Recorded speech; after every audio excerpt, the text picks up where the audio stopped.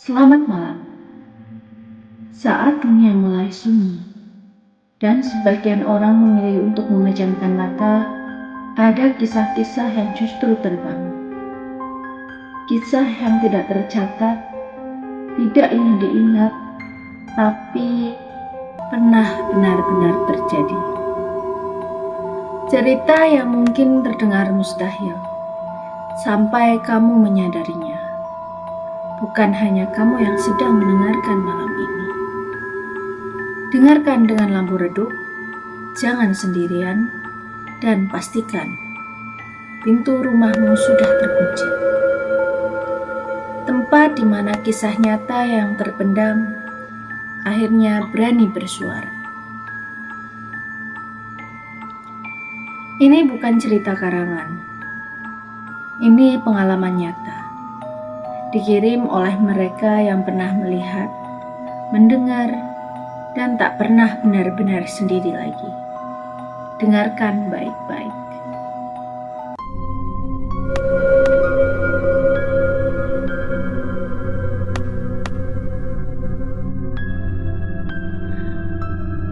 Waktu itu aku masih mahasiswa semester awal di sebuah kampus swasta di kota S. Jadwal kuliah padat. Banyak kelas pagi, dan aku butuh tempat tinggal yang benar-benar dekat kampus. Setiap hari aku berangkat dari rumah saudara yang jaraknya hampir 1 jam. Capek di jalan, sering telat, dan akhirnya aku memutuskan harus pindah kos secepatnya. Aku mencari kos di sekitar kampus selama beberapa hari. Sebagian penuh, sebagian terlalu mahal, dan sisanya terasa tidak cocok. Sampai suatu sore, sepulang kuliah, aku masuk ke sebuah gang sempit di belakang kampus. Gang yang biasanya tidak pernah kulewati. Di sanalah aku menemukan kos itu. Kos yang tidak ada namanya, kos yang tidak pernah muncul di papan informasi mahasiswa, kos yang seolah memang menunggu kedatanganku. Aku pindah ke kos itu karena murah dan dekat dengan kampus. Bangunannya lama, 2 lantai, cat kremnya mengelupas. Dari jalan, kos itu terlihat biasa. Bahkan sepi, terlalu sepi. Masuk ke dalam, ada koridor panjang selebar 1 motor. Lantainya keramik putih kusam, dingin di telapak kaki. Lampu TL berjejer tiap 5 meter.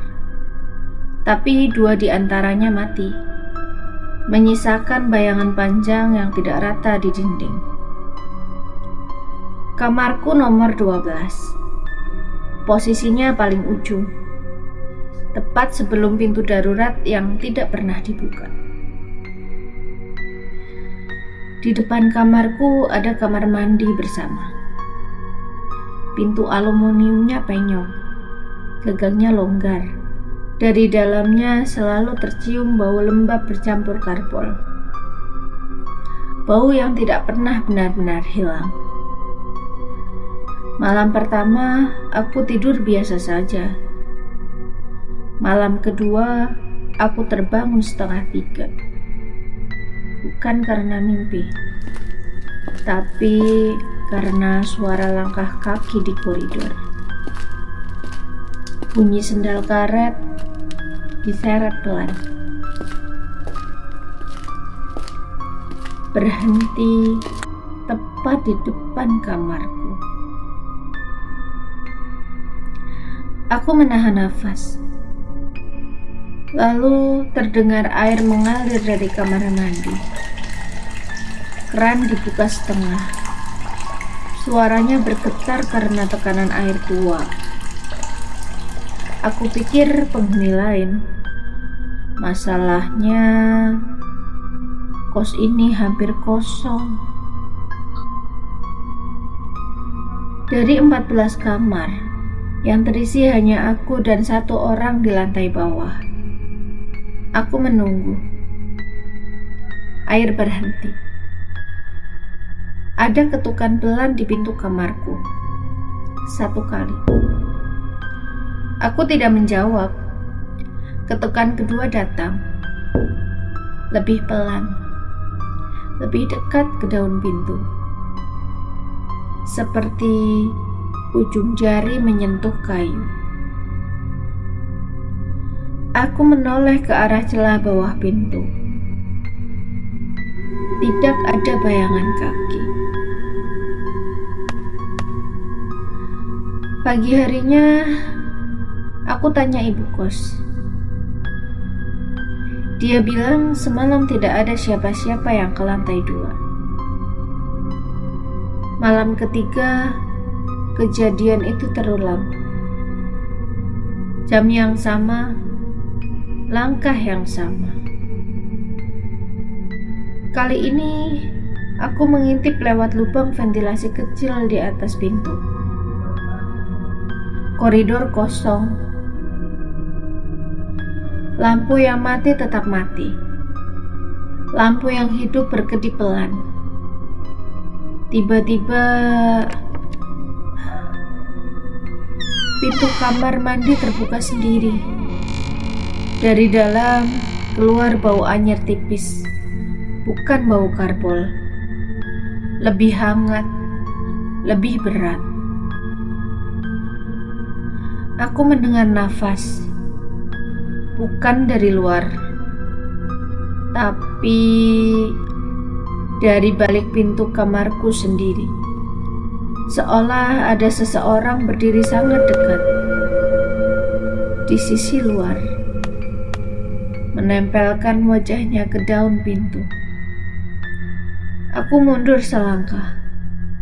Di saat itu, terdengar suara pelan, serak, tepat setinggi telingaku.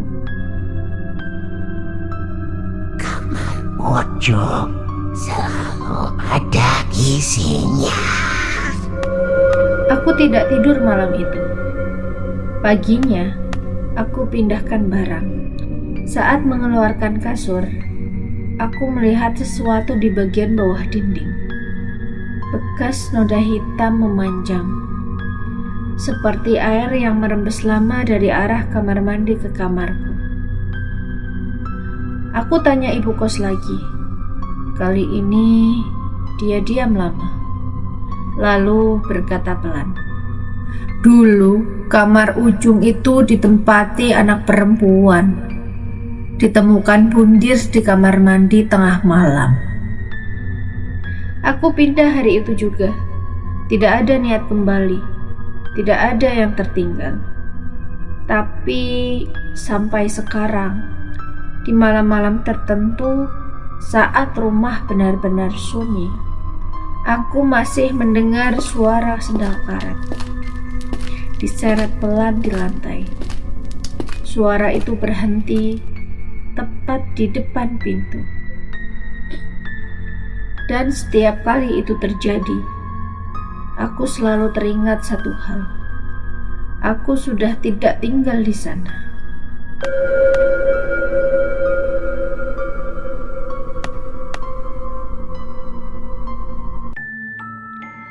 Cerita ini dikirim dari narasumber.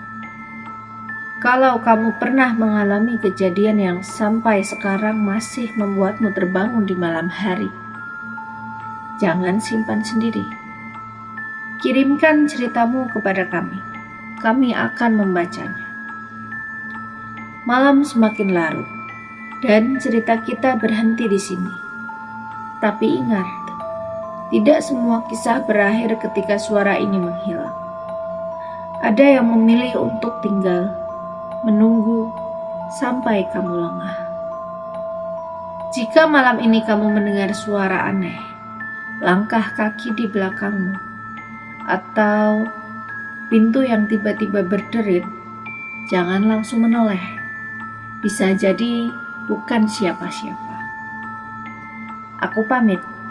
Sampai bertemu di kisah selanjutnya, jika kamu masih benar-benar ingin mendengarkannya. Sampai bertemu di kisah berikutnya, jika kamu masih berani mendengarkannya. Selamat malam.